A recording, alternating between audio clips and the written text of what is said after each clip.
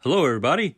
This is Sam Carchidi from Philly Hockey Now, and welcome to our Broad Street Bullcast. This is episode 16, and please remember to subscribe to your favorite platform, whether it be YouTube, Apple, Spotify, and we're going to get into the Flyers, the surprising Flyers, who are 7-3-2. But we'd be remiss if we didn't talk about the Phillies for a second here. We talked about them a lot last week, and disappointing end for the Phillies. I know Rob Thompson did a tremendous job this year, but I must put my 2 cents in and say I was really disappointed in how he really didn't have a feel for the game in Game 6, and I thought he really let the team down. Number one, not changing the lineup. Number two, and this has been discussed ad nauseum since they were eliminated by Houston in Game 6, to pull your number one pitcher, Zach Wheeler, after 70 pitches, and it was just mind-boggling. And, I said that at the time as well. This is not a Monday morning quarterback. If you're going to lose with your best. And I don't think anybody would have been upset if Wheeler was in there and he ended up giving up a big hit because he was dealing. They did not hit a ball hard.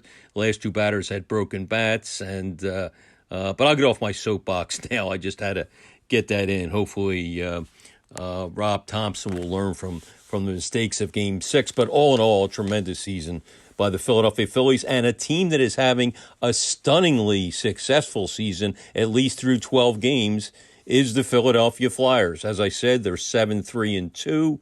Their next two games are very winnable. They play Columbus Thursday night. Then they entertain the Ottawa Giroux, the Ottawa Senators, of course. Claude Giroux coming back to Philadelphia Saturday afternoon. First time that he'll be in the Wells Fargo Center as a member of another team, and they plan a special ceremony and a video before the game to celebrate his tremendous career with the Flyers, 15-year career, 10 as a captain. So the Flyers have two very winnable games.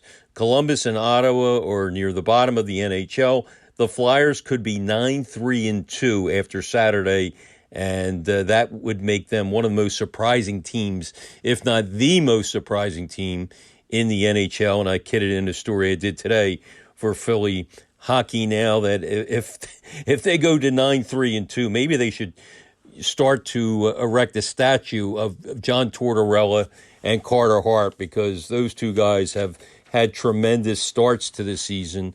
The Flyers have bought into John Tortorella. He has them playing with structure. And right now, if you had to pick a Vezina candidate, Carter Hart certainly would be in the top two, and maybe the guy. He's the only guy in the league who is undefeated through 8 starts. He's 6-0-2. Amazing start for him. And remember, the Flyers are off to this great start despite missing 4 key players who are injured. Cam Atkinson is the right winger who probably would have been on the top line. Sean Couturier, center. He certainly will be centering the top line. James Van Riemsdyk, he could be on the first, second, or third line as a left winger. Ryan Ellis, who to me is their number one defenseman. They're using a player on the top line, Owen Tippett, who had a combined 10 goals last year with Florida and the Flyers. And, he's coming into his own.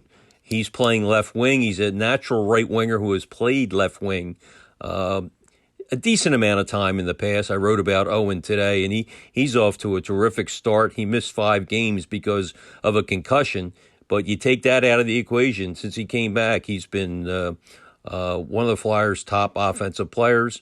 Their second line is using a rookie, Wade Allison, who was injured most of last year, had 3 goals for the Flyers in a limited amount of time.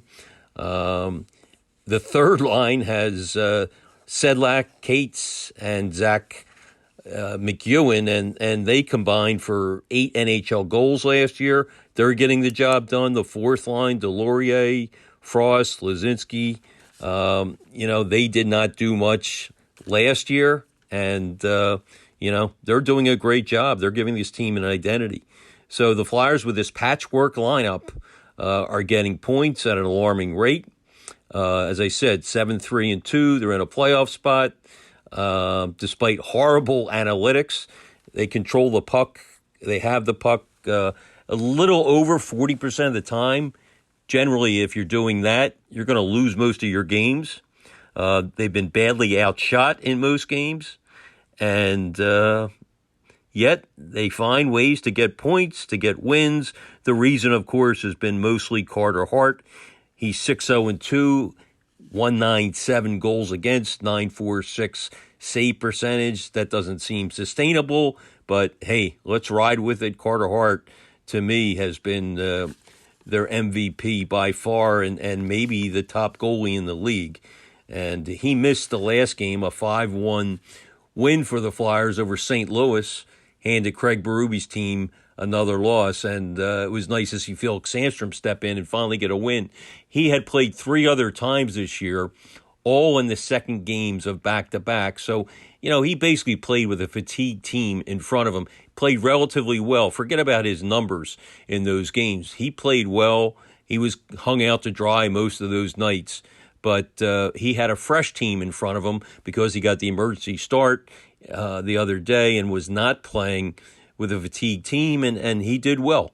And as I said, the Flyers were very excited to get him his first NHL win. He had gone 8 games before Tuesday's win over St. Louis, 8 career games without a career win. So you could see they genuinely like and respect the job Felix has done.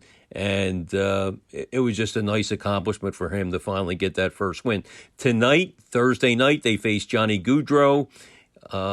His success in the NHL is well documented. Of course, he went to Gloucester Catholic High just over the bridge in South Jersey. He's a South Jersey native.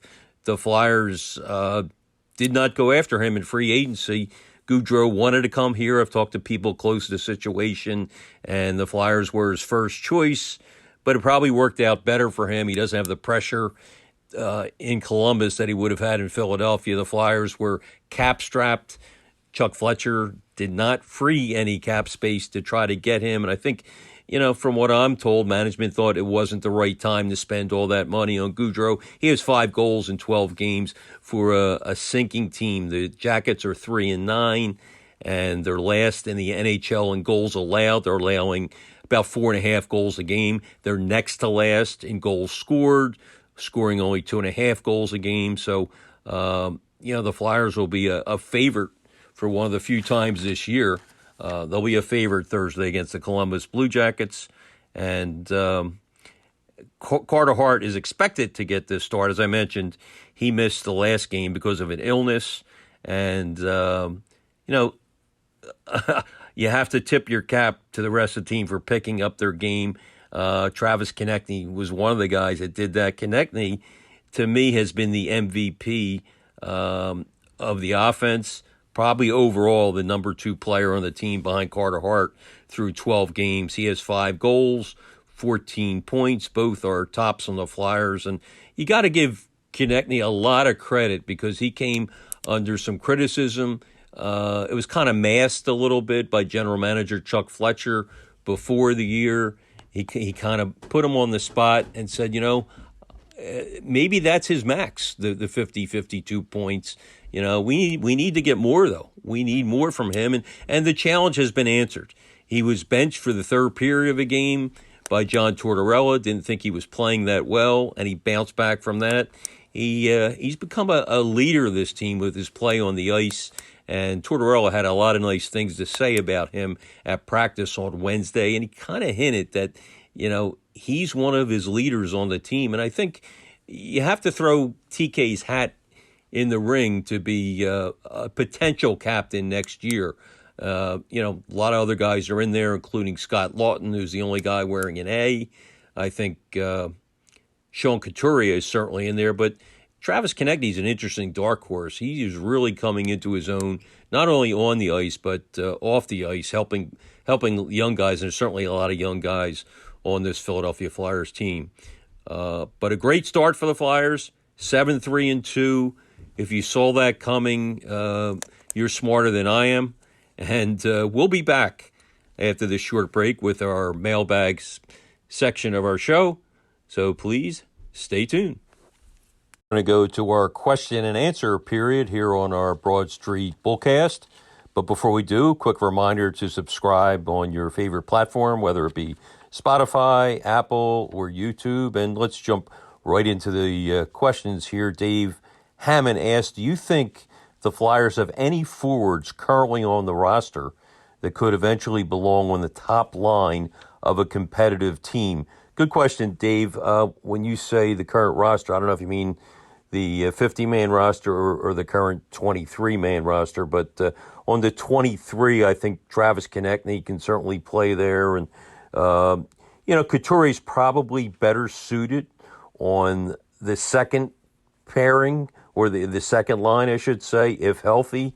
You just wonder if Coots is going to be able to come back at 100%. And, he's certainly a high-quality guy, high-quality player. And when healthy, he's a legitimate number one center, but I'm not so sure, his back will be 100%, so you may not consider him a number one in the future. As far as guys on the 50-man roster and guys that are in the system, I think Tyson Forster can be a top-line right winger. I think Cutter Gauthier, who's now at BC, has the potential to be a top-line center down the road. He could be with the Flyers next year, will not be a top-line center certainly next year, but down the road, I can see that. He's a Jeff Carter-type player, and certainly Carter, in his prime, could have been a number one center for almost any team. Joel Farabee, a guy on the current roster, is another guy. I think he's gotten off to a little bit of a slow start, but we see teases of his potential. He, of course, coming off neck surgery, and he's certainly a guy, when totally healthy, can be a top-line player on a competitive team. This Flyers team right now is a competitive team. But I get your point, Dave. I think you're talking about a team that is expected to challenge for the Cup, and the Flyers right now are not expected to do that. Second question comes from James Crozier. He says, where do you see the Flyers obtaining some high-end talent? That's talent they need to get to the next level. I mentioned Cutter Gauthier. You don't have to acquire him. He will be here. I think next year he's off to a real good start for BC. As far as trading for people, I think right now Fletcher is, kind of being conservative. He was certainly conservative in the summer, but I think he's thinking conservatively, wants to see how this season plays out. If the Flyers are in the race this year, you may see him roll the dice and make some moves. They do have the cap space to make moves. Because of players on the long-term injured reserve list. Dylan Larkin is a guy who's a free agent next year, so he could be on the market. A lot depends on what the Red Wings are doing this year and if they're still in the race. Ryan O'Reilly is a guy who's also a UFA next year. We saw him the other day, Tuesday, with the Blues, scored against the Flyers. I've always loved Ryan O'Reilly. He seems like a Flyers-type player. Physical, he's a good scorer, great leader. And with Sean Couturier out, he would be the ideal guy. He would really bolster the Flyers if they somehow manage to stay in this race for the playoffs. So keep an eye on that. Maybe Ryan O'Reilly coming here if the Flyers, in fact, can sneak into the playoffs this year. A guy like David Pastrnak, who can become a free agent, that would be a blockbuster, but the Flyers have done that in the past, not so much with Fletcher, but they did it with Paul Holmgren. He was a guy who loved to make the big trades. David Pastrnak would be a guy you'd have to give up a lot to get him, and probably multiple first-round picks. The Flyers do have a couple first-round picks in 2024, one of them, of course, from the Claude Giroux trade, but just some names to keep in mind. Next question comes from the one who knows. He asked, what role do you think the Flyers' newfound willingness to fight has played in their solid start? Good question, and I think it's played, I'm not going to say a major role, but I think it's played an important role. Last game's a good example. Early in the game, Nick Seeler dropped his gloves with former Flyer Braden Shen, clearly won the fight. And the Flyers from that point on seemed to dominate the game. Coincidence? Maybe. The Blues are a physical team. They don't back down from anybody. And I'm not so sure that the Flyers' domination in that game was because of the fight. It certainly, seemed to spark them, or if it was because the Blues were playing their second game in back-to-back nights. But we've seen a lot of that, though. I've seen a lot of fights this year from the Flyers, and it seems to have changed momentum the Flyers' way. So something else to keep in mind. But this Flyers team is definitely a lot more physical. They stand up for each other a lot more than they did last year, and I think that's played a part. I'm not going to say a major part, but I would say an important part. I think there's a difference. And the Flyers right now are 7-3-2, and that certainly helped them along the way. Next question comes from bad boy Danny Briere. Got to love these names. He says, "What's up with Cam Atkinson?" Good question, and it's something that we're all shaking our heads. The Flyers have not given much information. They only tell you it's an upper body injury. I will tell you this: it's a little strange to me that he's been out this long, because twice in the preseason, John Tortorella said, "I'm very optimistic that he's going to play in the opener." And so at that point, you figured, well, if there's a good chance he's going to play in the opener. If he doesn't, he'll be back at least in the first week of the season. And here we are, about a little over a month into the season, and we still haven't seen Atkinson. He's still not skating.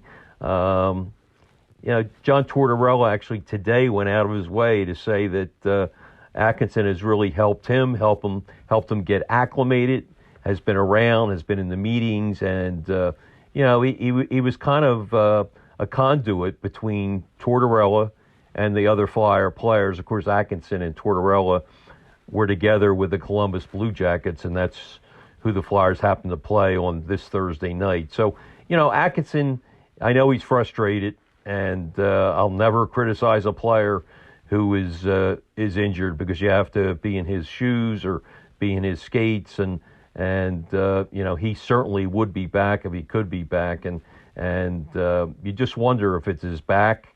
Again, they're saying it's an upper body injury, but for something to last this long, you wonder if it's his back, because that can be really troublesome. And we saw that last year with Sean Couturier. Again, I'm just speculating, really don't know, but it looks like Atkins is going to be out for a while, because, as I said, he has not even been skating. Next question comes from TJ Edwards. He says, or asks, is Cam York a bust? Well, York is a defenseman who I thought looked very promising here. I think he played about 30 games for the Flyers last year. No, he's not a bust at all. He has started out, decently for the Lehigh Valley Phantoms. He has 6 points in 9 games, a couple goals. There's no question he needs to gain some weight. He needs the game to get more physical. And I think if you read between the lines, John Tortorella sent him down rather early in the preseason. And if you read between the lines, he thought York needs to get a little more mean, play with a little more snarl. And I think he'll get that. The kid's got a lot of talent. He's got a lot of skating ability, and he's been a star on the junior level, in college, and no, don't give up on Cam York, not at all. I think he'll be with the Flyers at some point this season. Eric Brenner asks, given the putrid state of talent in the organization, do you see this franchise able to compete for the Cup in the next 5 years? I wouldn't call it a putrid state of talent, Eric. There's no question they need some more pieces to be a Stanley Cup contender. I mentioned David Pastrnak, who could be a trade piece. He's certainly a piece that they need, and maybe not even a guy of that level, because it's unlikely you're going to get him unless you're going to give up a lot of draft picks and some promising prospects. But that's the kind of guy they need. To me, they need a sniper, a true sniper like that. And they also need to me a defender who is a number one defender, a guy like Ryan Ellis. Unfortunately, we probably have seen the last of Ryan Ellis this year, and who knows if he's ever going to play again. But, there is some promise, though, and the reason I'm optimistic that they can compete for a cup in the next 5 years is because of Carter Hart. They have what you need most in the NHL. Let's face it, teams that win cups win because of goaltending. They win because of defense. Carter Hart right now is the future of this team. He looks like an elite goaltender again, and they have some solid young veterans on the team, guys like Travis Konechny, guys like Ivan Provorov, Travis Sanheim, Tony DeAngelo, and I can add a few more. And they have some promising young players, guys like Wade Allison, who is just getting his footing, guys like Owen Tippett, and I can name several more. So, I'm not as down as you are, Eric. I think certainly the pieces are not all there, but I think they're moving in the right direction. I like the fact that they're playing young guys. In fact, they have played more rookies this year, 7, than any team in the NHL. So I think that's a credit to the way they're trying to build things. Are they perfect? Far from it. Will they make the playoffs this year? I don't think so, but we'll see. Enjoy the ride. Maybe they pick up a piece, as I said, at the deadline. And but these young kids are really playing hard, and they're out working teams. They're out hustling teams. They're getting great goaltending, no question. That's been the number one reason for their success. But they're not close to being a Stanley Cup team, but they're on the right direction. And after last year, I think you have to really be satisfied with that. I want to thank everybody for all the questions. We had some great ones, a couple I couldn't get to, but I appreciate your time and effort. And as the late, great Gene Hart is fond of saying, good night, good hockey, and great producing from my son Sam, and we'll see you next week.